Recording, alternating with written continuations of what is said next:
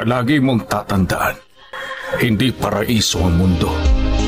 Maraming umaaligid na panganib at kapag hindi ka nag-ingat, sa isang isap mata ay pwedeng masayang ang iyong buhay.